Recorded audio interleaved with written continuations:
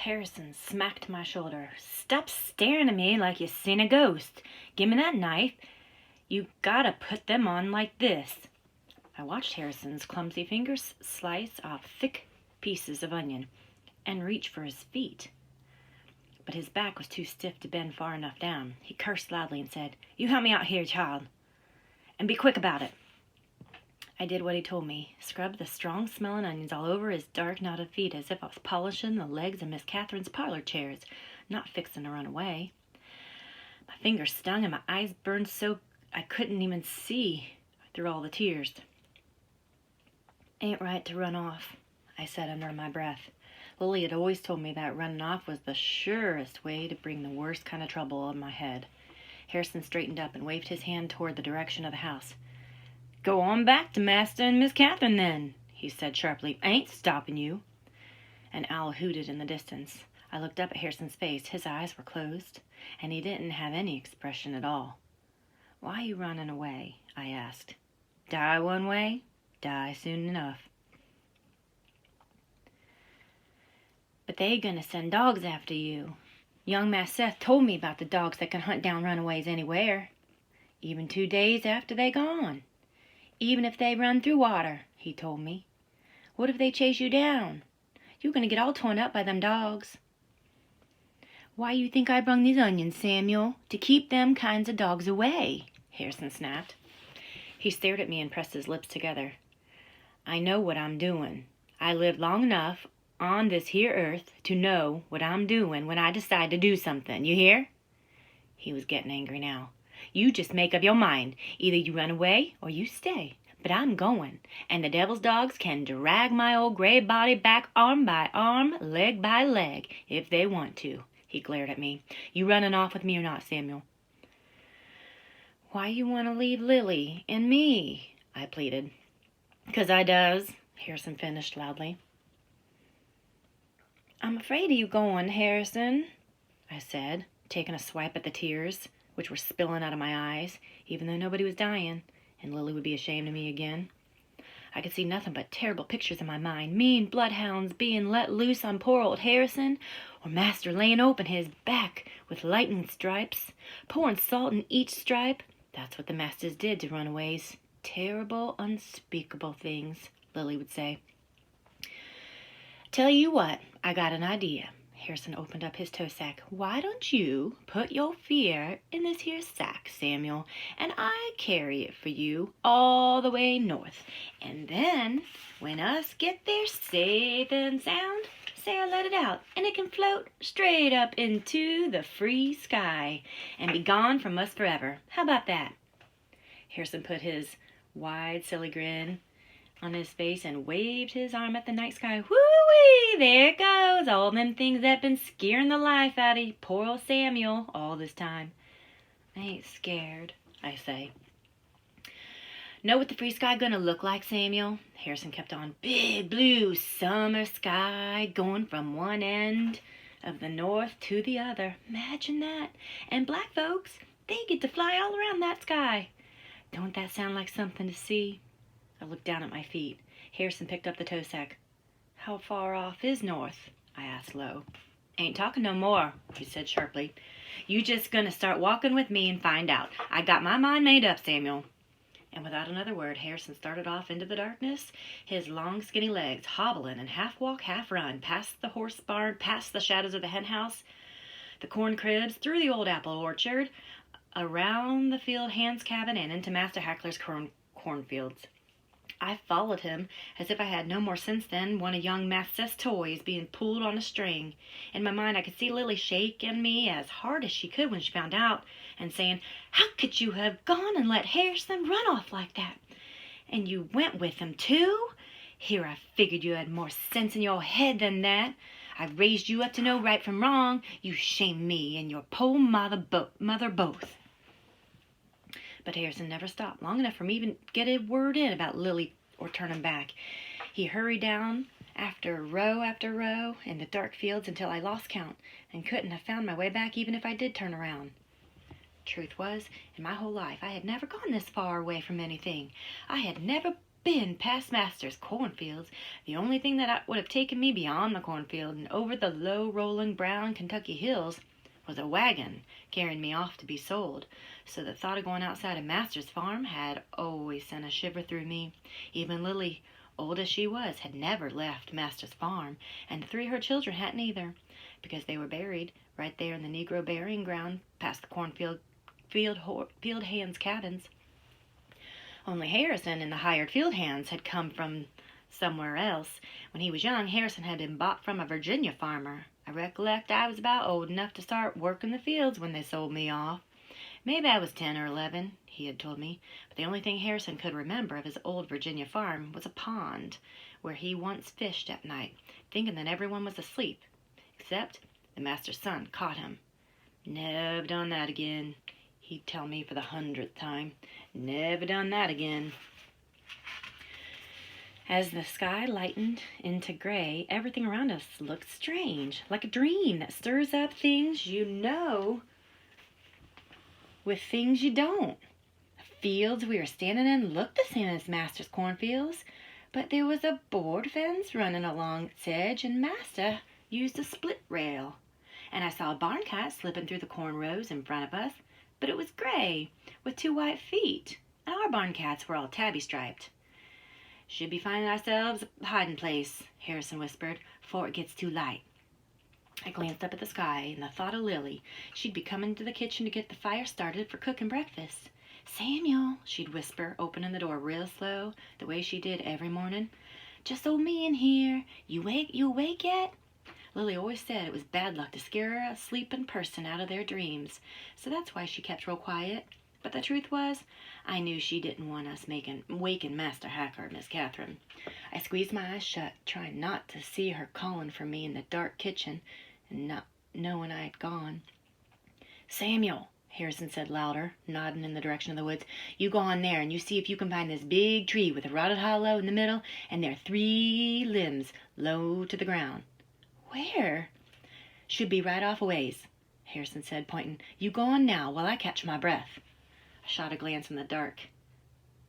"I never been in them woods before." Harrison glared at me. "Lord almighty! You's gonna earn your salt. You's never gonna earn your salt in this world, Samuel." Flinging the tow sack over his shoulder, he stalked past me. But we hadn't gone more than a stone's throw or 2 when I felt my skin raise up like goose flesh. There was an old maple with 3 limbs close to the ground, a raccoon hollow right in the middle, and a lightning scar running down the side. "Go on," Harrison said, pushing me forward. "There's the hiding place I was just telling you about." I stared at the old tree. How had he known what the tree looked like before we got there? Lily said there were some folks who could foretell things in their minds, things that were about to happen.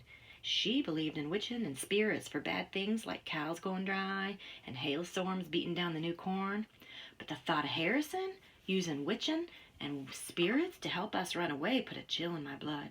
I wasn't about to go anywhere near that tree. "What's got hold of you?" said Harrison impatiently.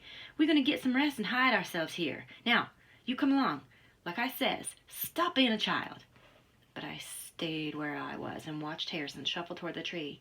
He took some cups of onion and scattered them in the leaves. "How'd you know about this tree before we got here?" I ventured to ask, drawing a little closer. "You see things before they happen?" Harrison gave me a sharp look. "Don't know where you get them foolish thoughts in your head, Samuel, but you better be leaving most of them here," he said, tapping the top of my head with his finger. "Where they belong, or they gonna get us into trouble, sure enough. Know what I'm saying?" I stared at my feet and stuck the damp leaves, wishing more than anything that I could go back to fixing breakfast with Lily. My mind laid it out on the table. The whole big plate of sizzling fatback and warm corn cakes. Harrison traced his fingers along the black lightning stripe. "If I could foretell the future and the things that were going to happen in my life, you think I would have worn out my bones working for white folks all these years? No, I wouldn't. I'd roll over and die. The day I was born, then. That's what I would have done." Harrison looked over at me. "Truth is," he said, calm as anything, I run off once before, to this very same tree, and that's how I knowed it." I stared wide-eyed at Harrison. Far as I knew, no one on Master Hackler's farm had ever stolen away, especially not Harrison. "You run away from Master Hackler?" "Long, long time ago. From old Master Hackler. Way before you were born, Samuel." Harrison shot a hard look at me. "And don't go asking me no more questions about it, 'cause I ain't breathing another word. It's something between me and the good Lord, and that's all. Now, you help me get up here on this branch." And without another word, Harrison started climbing into the tree himself. He made me pitch down on all fours so he could step on my back and pull himself up to the lowest branch. "I ain't nothing but an old sack of skin and bones," he kept telling me. But I thought he was going to split me in half like a fence rail while he was climbing up. After he'd settled in with lots of cursing and groaning, I scrambled up to one of the other limbs. We looked like a pair of out-of-place birds perched in the tree. Harrison reminded me of one of those gray-headed birds, and I was one of those small brown yard birds. Only we couldn't fly off. That's what I kept thinking. If someone caught sight of us, we'd have nowhere to go. We'd be stuck in this here tree. Nothing but a pair of helpless birds without wings. "You think they're going to come after us?" I asked Harrison. "Maybe so," Harrison answered, leaning his head back against the trunk. "They going to bring dogs?" "Maybe so." "That onion smell cover where we walked?" "I already told you that, Samuel. Onions and maybe a good old rain." I glanced up at the flecks of gray morning sky showing between the leaves. It felt like rain, but no rain had fallen yet, and I remembered that my feet had sunk into the soft earth in more than a few places as we crossed the field. "You think this tree's gonna keep us hid from them dogs?" I asked, running my hand along the knotted bark. "If they go around looking for us, it will," Harrison answered. "What if they find us? What's gonna happen?" Harrison's eyes snapped open, and he gave me the meanest stare. "Now, you be quiet, child, and you get some rest, 'cause we got another long run ahead of us. I don't want to hear no more of your talking." I kept quiet. But the questions were still running back and forth in my head. What if I had left footprints in the field? What if Master hired dogs to track us down? What if it didn't rain? What if they found us sitting right here? What if they shot us down? As if we were nothing but a pair of foolish wild birds. I looked up at the sky and tried to make it rain. Rain, rain, rain. I wished as hard as I could. "Lord, make it rain."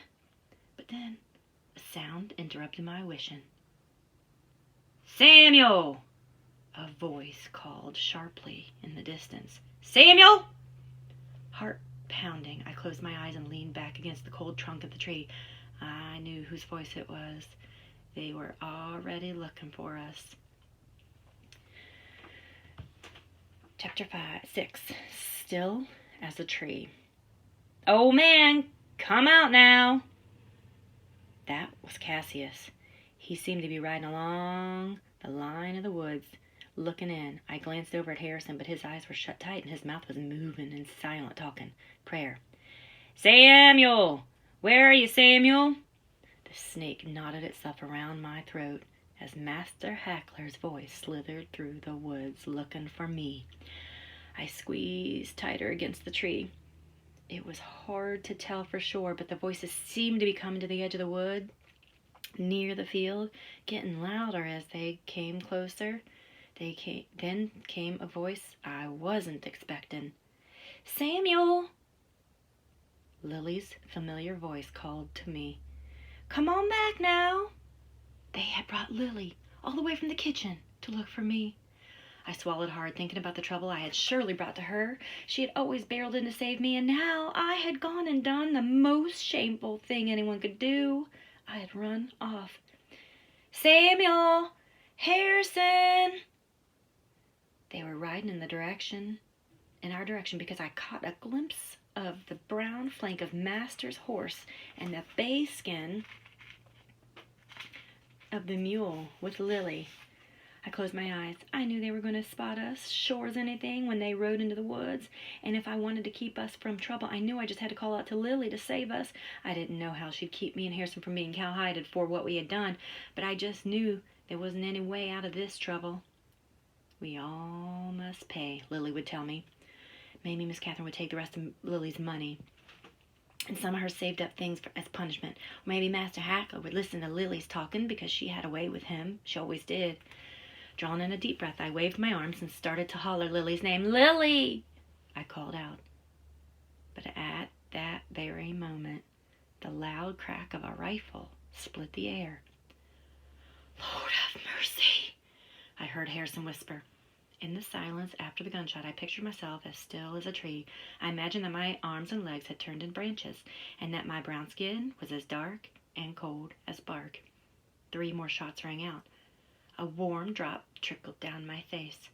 I waited for the snapping of the underbreath as Master Hackler and Cassius made their way to our hiding place. I waited for them to catch hold of our ankles and pull us right out of the tree. Overhead, the sky rumbled, and suddenly wind moved through the woods. Beneath me, the tree limbs swayed. My heart pounded. What was happening? More drops fell in my arms, and the sky rumbled again. Hallelujah, I heard Harrison whisper. Lord, let it rain. And then rain came down. Hard. It fell harder and harder, as if Master had shot holes right in the sky. Big drops hissed to the ground around us, and finally the rain fell in drenching white sheets, heavy as wet muslin on a clothesline. Truth is, the rain saved us. When I squinted at the edge of the woods, Master Hackler and Lily and Cassius were gone. Harrison figured they hadn't seen us at all. Just trying to scare us, Harrison shouted above the noise of the rain. But them shots 'bout took away my last years I got left. He didn't say a word about me hollering for Lily, but I couldn't stop thinking about her sitting on the master's mule calling for me and Harrison. It made my insides hurt to picture it. Would Master take her back and cowhide her for letting us run off? What about Lily? I said. She gonna be all right? Lily be fine, Harrison answered, pulling down his slouched brimmed hat to keep off the rain. She's seen hard times before. She can take care of her own self. Lily know you running off with me? I reckon she saw I'd run off sometime, Harrison said. When the right time come, don't you go worrying about Lily. He tugged a hat out of his tow sack. It was one of Seth's hats. Forgot this in the barn, imagine that. Harrison grinned, holding it towards me. I shook my head and kept on. Why didn't she run off? Who? Lily. All Harrison would say is, you got to be like me and Lily to understand things like that. Then he closed his eyes, leaned back against the tree trunk, and flat out refused to talk about it anymore. All day we sat up there in that tree while it poured. My legs kept falling asleep, and the rain ran in rivers down the tree limbs and soaked me clear through. I'm cold, I said about 50 times. Thankfully you ain't dead, Harrison answered from underneath his hat. When we climbing down? I said about another 50 times. When I say we does, stop pesterin'. I thought about Lily working in Miss Catherine's warm, dry kitchen with the fire popping on the hearth. Lily's big arms would be pressing out the table full of dough, hands flying from the dough to the mound of flour and back like birds dusting their wings. What would she be making? A couple of meat pies, maybe? Or a Sunday pot of hens and dumplings? My insides rumbled with hunger. When I stood around too long watching Lily work, she would always press her lips together and give me one of her stares. You spoiled to a stink, she'd tell me. Get working. I looked nothing like Lily.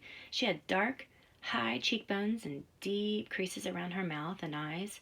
I was the color of ginger cake. Just like your poor mama, she'd say. I got the skin of an old tough chestnut, and you a nice piece of warm ginger cake. Thinking about Lily made me sad, sad, sad inside. Don't let nothing happen to her, I whispered to the sky. She didn't do nothing wrong. But the sky sent rain splattering down even harder.